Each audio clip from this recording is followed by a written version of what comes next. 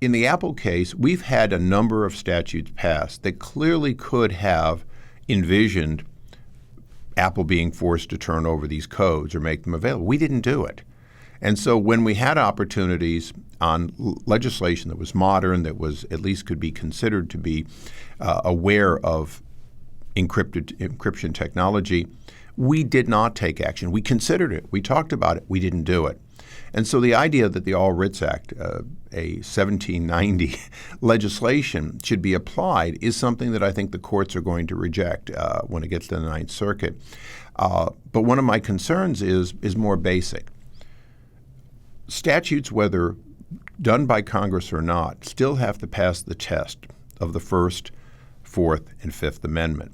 And what they're asking Apple to do, what they demanded that Lava I always get that, I have to laugh, Lava Bit, what they demanded they do is inconsistent with the basic constitutional principles.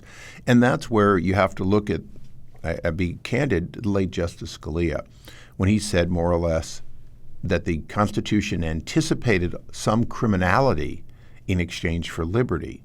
Americans have to ask the basic question of, do we have to be able to solve every crime? Do we have to be able to successfully get every bit of data that might have stopped a terrorist attack or might have uncovered a crime? Or is there a balance? And is that balance being challenged by a government who wants to know everything about you and wants you to have very little access to anything about them? You've been very critical of not just the Department of Justice with respect to Apple, but also how the media has discussed the fight between DOJ and Apple. So what does the media get wrong about the case between Apple and this encryption fight? The media gets wrong something that reporters, if they think about it, will realize. If they can crack Apple, then they can start listening to and following at least the metadata and then perhaps the entire email chain of every single conversation that the media, that our journalists are having. Because, of course, it's fair to find out via warrant if you're talking to somebody in government who may be violating the law by telling you about something the government's doing that's unlawful. And if you look at Watergate or any of the other famous investigations that uncovered wrongdoing in government, they depended on a whistleblower secretly getting and feeding information to somebody, either in Congress or the like, and yet an administration that has tapped the journalist, that has even tapped the family of journalists in the case of Mr. Rhodes, or taken data off of Senator Dianne Feinstein's computer because they were looking for a leak within the CIA that was leaking to a senior U.S. senator. This is the group that would have you believe that they can be trusted with the back doors to every piece of encryption around the world. The Department of Justice has repeatedly said we're not looking for a back door. We're not trying to break Apple's encryption. And from what I can tell, reporters generally just they say that they repeat it. Reporters don't see they don't have the appropriate fear. They don't see what's really happening. And, you know, I'm a kid that grew up reading Atlas Shrugged and Fountainhead, looking at the extreme example of if we continue with bad practices, where we'll end up. And if you look at, if you will, 1984, we're here.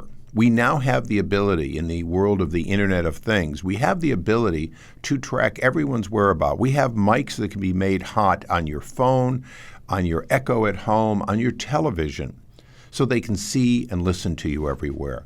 So we have a capability. And now that we have the capability, how will we prevent our government or other governments from abusing that power? And that's really what we're dealing with in a number of cases that are either before the courts or have already been before the courts.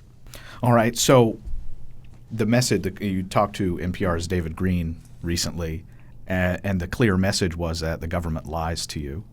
Before we started recording, you talked about how the government does its absolute level best to prevent the public from knowing about what it is doing, which feeds very crudely into narratives about totalitarian government. Well, and this is the power of a large federal government. They can spend literally billions on propaganda, websites that look great, press releases and other information that comes out talking about what they want you to know.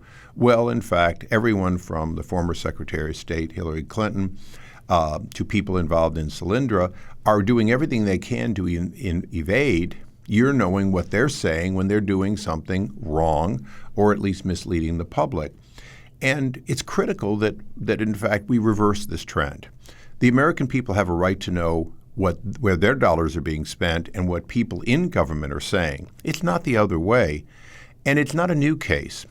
Decades ago in Alabama versus the NAACP, a case that decided the freedom to secretly associate. Again, the freedom to secretly associate was ratified. Now, it happened to be the NAACP and those who wanted to break up the donor base of the NAACP that were going after the list.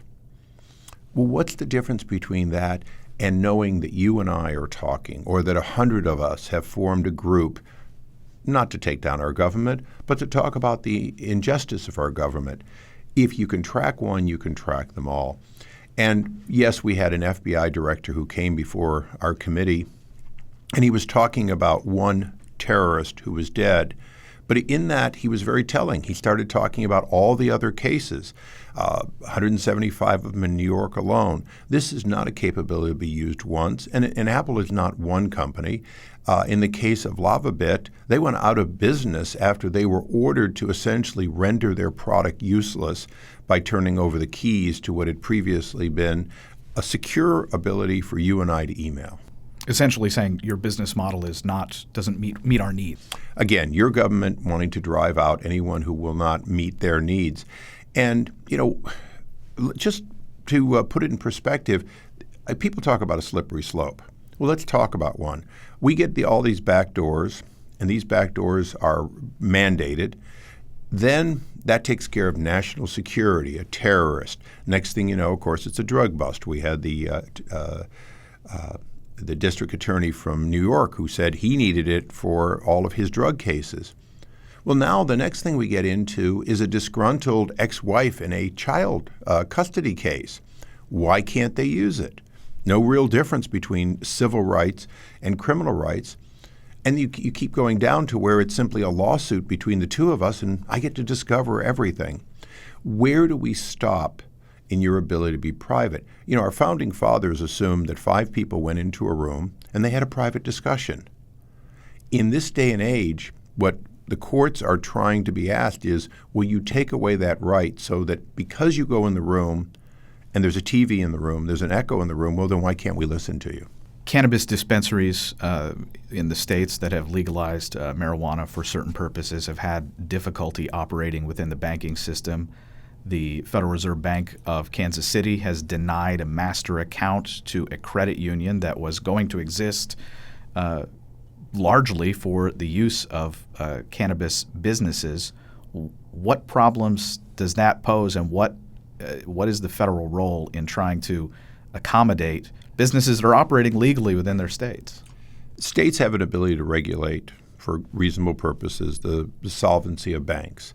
The federal government has a greater role, obviously, and particularly federal banks and access to the Fed. All of that can be abused, and it has been abused ever since at least Operation Choke Point. Operation Choke Point was started off with a list that started with illegal activities, prostitution, pornography, but it also included, of course, check kiting, payday lending. And pretty soon what you realized was they were using a few illegal things to mask the fact that they were going to go after industries that they didn't approve of, and highly regulated legal industries. Marijuana sales is somewhat in the same boat. It's technically legal, but it's federally illegal. But let's go back to where Choke Point began. Choke Point began going after payday lenders, people who essentially were the lender of last resort for people. You and I may not like it, but there have been pawn shops and payday lending since Roman times. These were legal, they were regulated, and our government set about trying to close them. So the idea that they're taking something else that they don't approve of and driving it underground is both anti-American, but it's also unproductive. If you make the marijuana sale business be all cash, all you're really doing is causing the likelihood that we can't follow and trace and collect proper taxes on something that states have determined should be legal. And you can imagine if the federal government logically kept going after, well, you know, we don't like Apple's politics, so you'll have to buy your Apple for cash. We don't like Pfizer's attitude toward what they sell drugs for, so you'll have to buy those for cash. Is our goal really to go back to a cash economy? And where does the federal government get that authority? And the answer is they never had that authority. They're abusing their authority, and it's part of the problem of the Federal Reserve, which is supposed to be neutral, becoming part of an administration, and that's their action.